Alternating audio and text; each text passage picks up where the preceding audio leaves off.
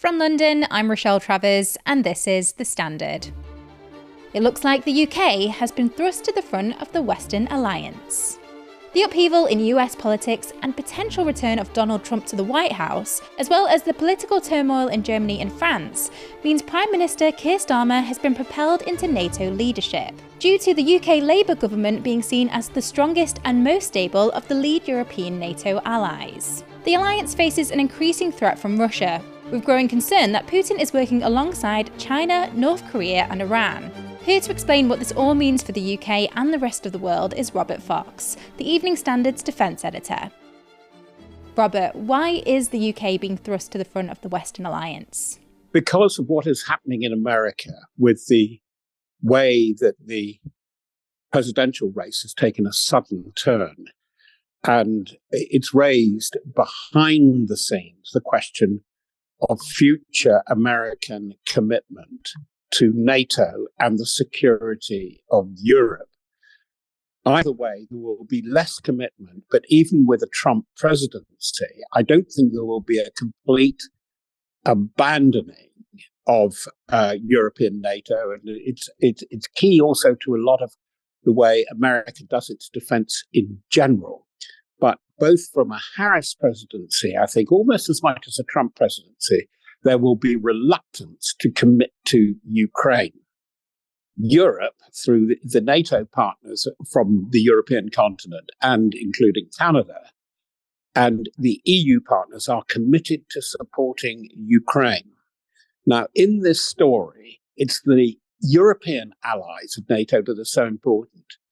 Now, the most durable, the most stable government of the major powers, surprise, surprise, is the UK, the Starmer Labour government with such a huge majority.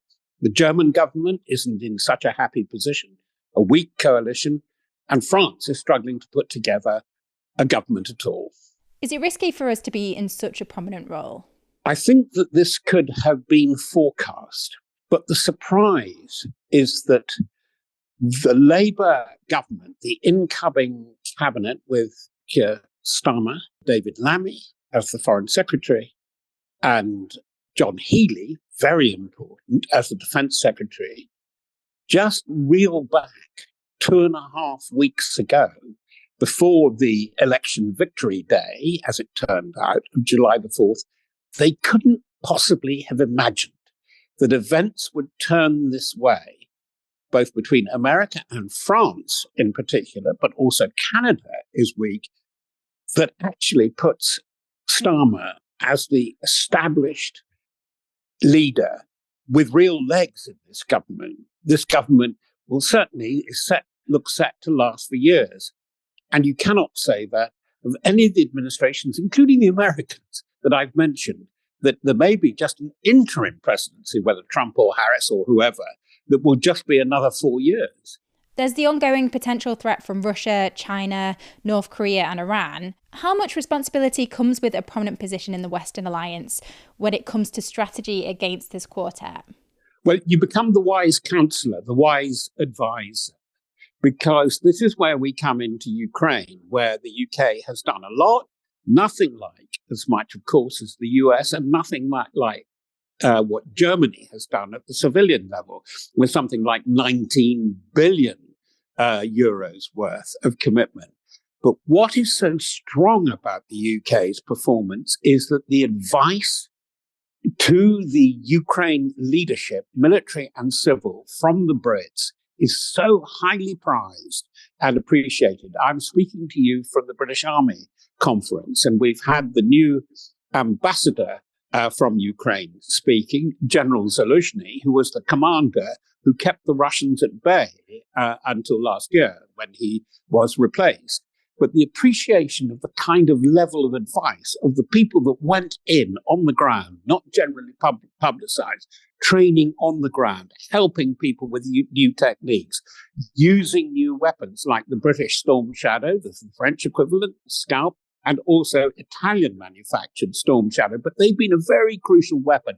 But the Brits have been in there guiding and training and are very much appreciated by the frontline NATO powers, the Baltic powers, Finland, Poland, and the Nordics, where Britain is the club leader of a club within the club of NATO. It's called the Joint Expeditionary Force of 10 Nordic nations. No, we're in there. We're committed. But it's what kind of contest, what kind of confrontation that we're into. The British military leadership is very keen to say we're not at war with Russia. Well, that may be playing with words, because if you talk to one of our closest allies, the Norwegians, who have a frontier with Russia, they say we're in a pre-war or a near-war situation. I have called it in the Evening Standard a near-war, and that's where we are, because Russia is not aiming, as far as we can tell, to invade a NATO country, but it is out to disrupt. And the campaign of disruption will affect all our lives. The Prime Minister, Sir Keir Starmer, has launched a defence review. What is the current state of our country's defence, and what should we be focusing on moving forward? Hollow now. They want more money, the forces, but as everybody's agreeing, the money shouldn't be given just like that. We've got to work out what we've got to spend it on. The forces are undermanned, under-equipped, under-recruited, and that's the thing that has to be addressed. But to fit them for the modern era, it's not same old, same old. The thing is, history never repeats itself.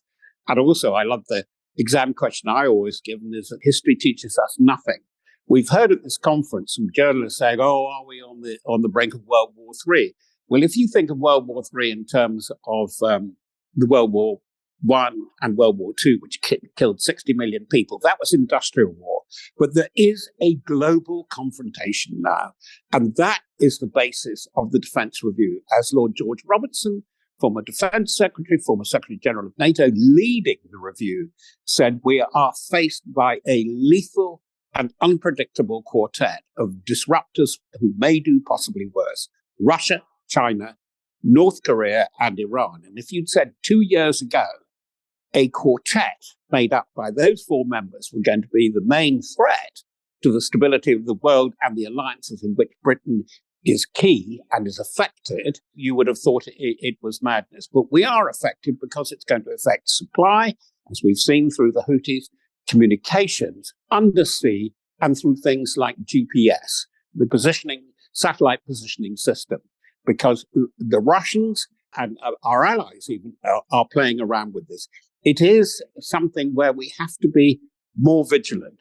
But it's interesting, the public opinion polls, if you look in Northern Europe, and I mentioned Norway, Sweden, Finland, they're aware of the situation of near war. People here simply won't believe it. They don't believe still, public opinion is still not on the side of spending a lot of money on defence. Let's go to the ads. Coming up in part 2. Top of the league, as he's been for quite a while now, is Gary Lineker. By a long way. He's on about 1.3 million. The Standard podcast's Rachel Abbott speaks to the Evening Standard's arts correspondent, Robert Dex, about the BBC's highest earners list and the latest on Strictly Come Dancing. Hi, I'm the Standard podcast's Rachel Abbott. The BBC has released its annual list of top earners. It comes as the Director General has spoken publicly about the ongoing controversy with Strictly Come Dancing. Here to explain more is Robert Dex, our arts correspondent. Rob, can you kick off by telling us about what this list is? Why do they release it? Well, this list is a list of the top earners at the BBC. Why they release it, I'm sure they wish they didn't. About just short of 10 years ago, there was a great deal of pressure on the BBC to be a lot more open.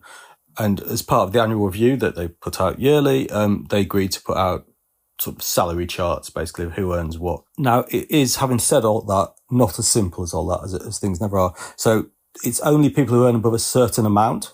So it's not absolutely every single BBC employee, for example. You know, if you've just joined as a T-boy, you're not going to be finding your name on this list. It's people who earn above £178,000. It's also not exact salaries, so it's in bands of 5,000. So, for example, they'll tell us Greg James, Radio 1 Breakfast Show, big, landmark show for BBC Radio. They don't tell us how much he earns. He earns between 415,000 and 499,000. And that's how they do it. So there's a little bit of blurring. The BBC's argument has always been, we don't want to say exactly what we pay all our top talent because rival broadcasters will come in and offer them that and £1 more, which, you can see their argument. So things are blurred slightly, but it's very roughly a league table of most of their top earners. Now, you just mentioned Greg James. Who are the highest earners? Well, top of the league, as he's been for quite a while now, is Gary Lineker. By a long way. He's on about 1.3 million. Now, these figures are for 23-24. I think the next after him is Zoe Ball, who does the BBC Radio 2 breakfast show, and she's on between 950,000 and 999. So he's sort of 300,000 plus more than Zoe Ball, who is the next big earner by a long way. Then after that, sort of the big numbers tend to be sort of in the 300, 400,000s. So you get people like, and because the report is back previous 12 months, Hugh Edwards, who obviously is no longer there, but in the previous 12 months earned between 475,000 and 479,999. He was another big earner, though obviously probably by next year's report, his figures won't be in there as he left the BBC this April. Have the fees got better for female presenters? I'm going to answer this in a way reporters hate to answer. I don't know. What you could do is pull some things out. So the fact that Gary Lineker is the top earner by a long way shows the importance of Match of the Day and football rights to the BBC. He's just done the Euros, for example. He'll do the World Cup, that sort of thing. So that's why he's a big earner, because sport and live football and football highlight shows are massive things for the BBC. Those things, due to the nature of the sport, tend to skew male, obviously. But it is worth pointing out, actually, that one of the people who qualifies as the top earner now is Alex Scott, female former footballer. She's on there earning between 220,000 and 224,999,000. But that's still about £160,000 less than Alan Shearer, who's also on Match of the Day. And obviously, more than £1 million less than Gary Lineker earns. So we've seen a slight bit of movement in there in that women's football is coming to the fore and we're getting more women presenters and pundits on football, both male and female. A couple of the big female earners aren't on there. So someone like Tess Daly and Claudia Winkleman. Obviously Claudia Winkleman, A, she does Strictly, and B, she does Traitors, two of the biggest hits the BBC have. She would, I think we can safely say, be earning a fair old whack. Now, why aren't they there? They're basically not paid as individuals. They don't get a pay packet. They're paid through production companies, which means due to the nature of the way this was set up, the BBC doesn't have to publish their salaries. So people who are missing tend to be people who are paid through production companies. And some of the people on this list will also be partly paid through production companies. So actually the salary we're given won't be a true figure as well. So it's impossible to say because we don't have all the numbers. I would imagine Claudia Winkleman is probably about as high an earner as they have, apart from Gary Lineker. And certainly, Zoe Ball's importance is reflected in how much she earns, which is sort of twice as much practically as anyone else on radio. My next question was going to be, obviously Strictly Come Dancing has been in the news with the controversy over its treatment of its celebrity contestants, and have they dodged the list? Yes, there is nobody strictly related, if you like, on the list. The closest we have got is Vernon Kay, who's Tess Daly's husband, who has nothing to do with the show, but he has a connection to it, and that's about it. I think Zoe Ball sometimes does the spin-off show, doesn't she? That's perhaps a very minor connection, but, she's basically being paid for her radio stuff. So no, we don't quite know who gets paid what on Strictly, I'm afraid. The BBC Director General Tim Davie has been speaking about the Strictly controversy. What did he have to say? He said that there was an excellent cast for the next season, so he's confirmed it's not going anywhere, because there has been some talk of it closing down or stopping for a year or, stepping back a bit. So no, it's still going ahead. And he apologised for what he called unacceptable behaviour. He said that he was sorry that anyone who's had an experience that hadn't been wholly positive, he apologised to them. He did actually sort of mount a sort of defence of Strictly, which I thought was quite interesting, in that I think the problem with Strictly is it's a light entertainment show. It's a family show. Everyone sees the glamorous dresses, the live music, the feel-good stuff, and perhaps don't always think about the sheer physical and mental hard work that goes into it. These are people who have been dancing professionally for about 20 years. They're essentially professional athletes, and a celebrity in whatever state of fitness, physically and mentally, comes in and tries to get up to speed in a couple of weeks. It's massively, massively demanding. And he sort of said, there's competitiveness, there's hard work, there is a will to do well. We need these things on the show. They're always going to want to win. You can't take that out of it without destroying the show. But he added, there are limits and the line should never be crossed. We will never tolerate unacceptable behaviour of any kind.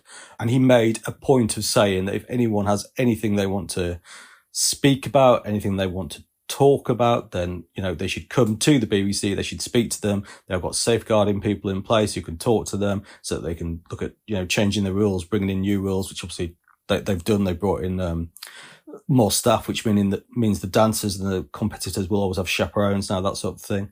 So yeah, he spoke quite openly. He said they need the right protocols and structures in place for the show. You can read more about these stories and others in the Standard newspaper or on our website, standard.co.uk. And that's it from this episode. The Standard podcast will be back tomorrow at 4 p.m.